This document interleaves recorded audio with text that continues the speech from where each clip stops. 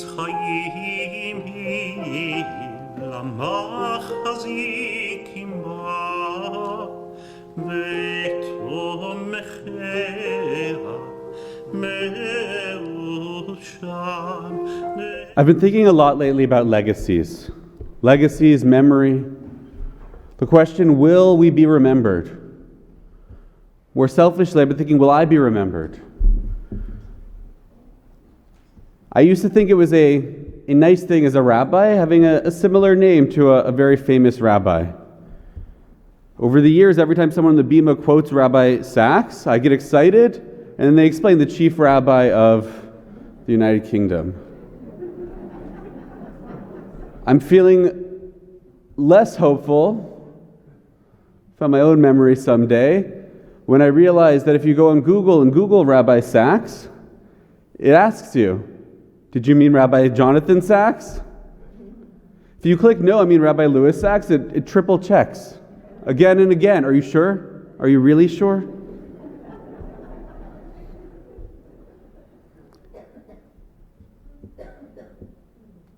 But really, joking aside, I've been thinking about legacies. The impact we leave behind, because I think all of us would like to think we will be remembered. But I realize the truth is, most of us won't be. There are nearly 8 billion people in the world, 8 billion people living today. If we think of all the people who are the most famous, the heads of state, CEOs, celebrities, anyone else who might make the list of the most well-known people in the world today. Compared to them, most of us live in relative obscurity. And even with that list, how long is it? How many names make that cut? A few thousand? A few hundred? People who really are household names who will be remembered. And of those names that we know today, how many of them will we know in 100 years? In 1,000? Will Bill Gates make the history books in the long term? Elon Musk? Today we know who Mozart and Beethoven are, but who remembers Anton Eberl? Have you heard that name before? Some of you might. He was an Austrian composer who was a student of Beethoven and a student of Mozart and a good friend of Beethoven. He was one of the most well-known composers and performers of his time. Touring around Europe, when he died in 1807, his obituary was printed on the front page of most newspapers. But today, how many of us know his name? How many of us remember him? Even more recently, I'm sure everyone here has mentioned a musician or a celebrity that to them is someone everybody should know. Only to have a child or a grandchild respond, who? Even the pharaohs who built the pyramids, eternal monuments to their lives, legacies of stone that would remain forever. We all know what the pyramids are, but how many of us remember who built them? What were their names? I'm sure we can come up with 2 or 3 pharaohs that made the history books that we hear about at museums. But there are many more pyramids left behind, but the memory of the person who had them built, lost to history, forgotten by most of us. So I've been thinking about legacies as my time here at Beth Tikvah comes to an end. After 5 years, I've been asking myself that question. What will my legacy be? More selfishly, perhaps, will I be remembered? I don't doubt, at least I hope not, that in 5 years, people will still know who I am. But in 10, 20, and 50 years, will people who are members then of Beth Tikvah remember me? So as these thoughts have been in my head over the last few weeks, I officiated this past week a funeral for a longtime member of our community, Joseph Deckelbaum. I never had the opportunity to meet him. For the past few years, he had been ill. And so when I was selected to officiate for his funeral, I spoke with his daughter a couple of nights before the service. And I learned parts and pieces of his story. He was a survivor of the Shoah. He was born in Poland. He lost his whole family to the war and to the Nazis. He had joined the military to fight against the Nazis, and there he was wounded. He had to have one of his legs amputated. I learned that he was at times a stubborn man. He was at times distant, hard to get to know. But given his past, his history, how his story began, it's hard to blame him. I learned about how he came to Canada and he rebuilt his life here, how he met his wife, how he started a new career and built a family. I learned how he made Aliyah at one point, moving to Israel for a number of years. And I learned how he would have Shabbat dinner every week with his daughter until she got married herself. And when the day of the service came, I thought I knew a little bit about him. Of course, I knew I didn't know everything, but I thought at that point I knew some of the big pieces of his life. But I learned more. I learned about the time that he was in Israel. While he was there, he was a big part of the fledgling Masorti and conservative movement there. That he was one of the early founders and supporters of the congregation in Jerusalem, Reshet Yisrael, a synagogue that I davened in regularly while living in Jerusalem. I learned that throughout his life and his time at Beth Tikvah, he was a long time and vocal supporter of egalitarianism, pushing the clergy and leadership and others who didn't share his opinion of an egalitarian future. At the service, there were not a lot of people there that day. He lived for a long time, and most of those who knew him best had long passed. And as I sat there and I listened to the stories of his life, about who he was, I found myself thinking about that question again. Those questions on my mind. What is our legacy and will we be remembered?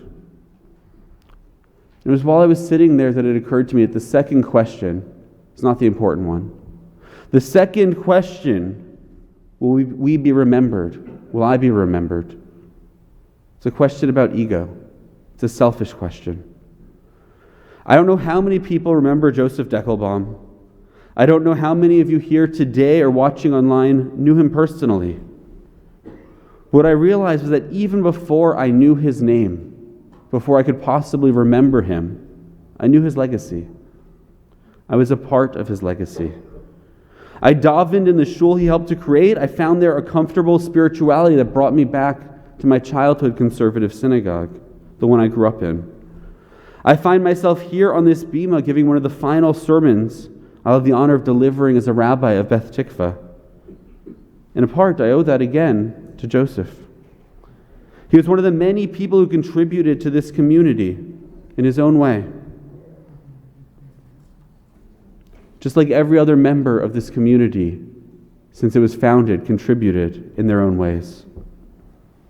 There are many more people like him, people who I haven't met, people whose names I don't know and whose stories I've never had the opportunity to learn.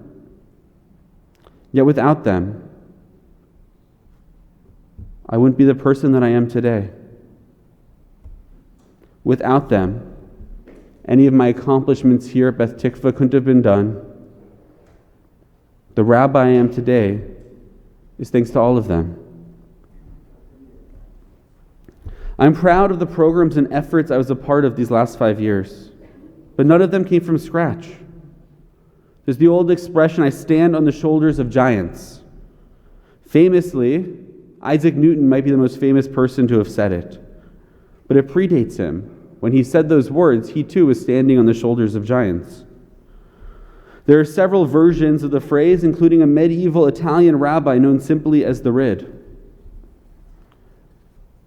He was asked, how is it that later generations like him can take criticism, can take contrary opinions to the rabbis and scholars that came before?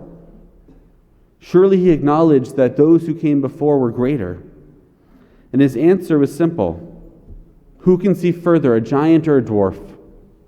The giant, of course, unless the dwarf standing on the giant's shoulders. His eyes are then higher. Even if the wisdom of those who came before him was greater, he can see more. So everything I've had the opportunity to participate in here at Beth Tikvah is thanks to those who built this community. Before I could envision a Friday night service for young families, there were those who envisioned that a portable on Bayview Avenue could become a major center for Toronto Jewish life for decades. Before I can imagine Camp Shabbat and a lineup of children in the sanctuary following in the aisles behind the Torah, there are people who envision that portable could become this beautiful sanctuary we find ourselves sitting in. Before I could teach or preach or chat with any of our members, there were those who dreamed of a community united behind the values that we all share. The people who make up this membership could be bound together and united in support of a common mission. Some of them, I know their names. Some of them I see sitting here today. Others I've had the privilege to meet in my past 5 years here. And others I've never met and know only from stories. And regretfully, there are many more people whose names I don't know, whose stories I cannot remember because I've never been told them. And yet I know their legacy. I know the legacy of each and every one of them when it comes to Beth Tikvah. Because every person who davens in this sanctuary is a part of that legacy. Every child who runs through our halls and sings Adon Olam is part of their legacy. Every bar bat mitzvah who reads from the Torah, and every smile shared by their parents and grandparents as they watch them partake in this ritual is a part of their legacies. The warmth we feel when we greet each other or sit together at Kiddush, that too is a part of their legacies. The comfort we provide each other in difficult times and moments of loss, or the shouts of Mazel Tov we share, belong to them as well. It's a part of those legacies. So I realized that the questions I was asking myself, will I be remembered, or what is my legacy, are not as related as I thought they were. As I said, the second question, or the one about memory, is one of ego. It's the first question that matters. Most of us won't be remembered. In 100 years or 1,000 years, maybe much sooner. Like the majority of humanity, most of us will be forgotten. Yet each of us has a legacy. Each of us has the choice and ability to choose what it is we leave behind. Not to ask, what will those who come after us give us in terms of honor and remembrance after we die? But what will we leave to those who come after us when our bodies are no longer here? When our names are lost to history? We all have the ability to leave an impact that will continue after we are forgotten. Today, as we celebrate Shavuot, we celebrate when our ancestors stood at Mount Sinai and received the Torah. We remember Moses when he came down with the commandments. We remember Aaron, we remember Miriam, we remember Joshua. We remember some others, and there's some whose names might be in the Torah, and most of us have already forgotten them until we read them again next year or hear a sermon about them. But the far majority of those who stood at Sinai, we don't even remember their names because the Torah doesn't even give it to us. But we remember their legacy. We remember those who passed the Torah down through generation to generation. And the legacy of each of those who stood at Sinai lives on in those of us who are here today. The gift they received that they passed down through the generations, if any one of our ancestors between that moment and now was removed from history, we wouldn't be standing here today in the same way. Each generation cherished the gift they received from the one before. They may have added their own interpretations to it. They may have shaped it to find meaning in it and to bring it into their lives. But they took the gift they were given, they cherished it, and they passed it on to the next generation that came. with the same care and love as it was handed to them. So in a little bit, as we're about to recite Yizkor, to participate in a ritual of memory for those we've lost, I ask that we think about that question. Not the question of will we be remembered, but we think about the legacy that was given to us of those we remember today. And we ask, how are we preserving that legacy and passing it on to the next generation? How are we taking the gifts they've given us and ensuring that the foundations they built for us to flourish on exist for those who come after? On other holidays, when we recite Yizkor, they're holidays that have major ritual acts. On Pesach, we eat matzah. On Sukkot, we shake and wave the lulav and the etrog. But on Shavuot, there's no major ritual act.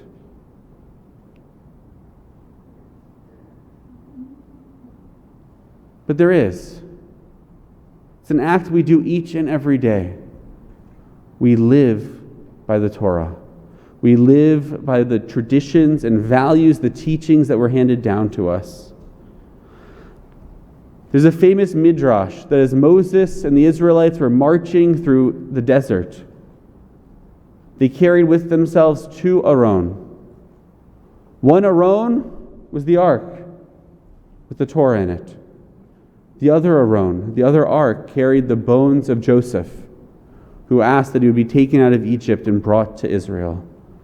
And as they marched through the desert in great procession with an ark containing the Holy Scriptures and a casket with the bones of someone passed long ago, who most of them never met and never knew, centuries after Joseph's death, the Israelites left Egypt. They would encounter different peoples along the journey who would ask, why do you do this? Why do you carry your most sacred books along with a dead body? Why do you show the two of them the same respect and honor them in the same manner?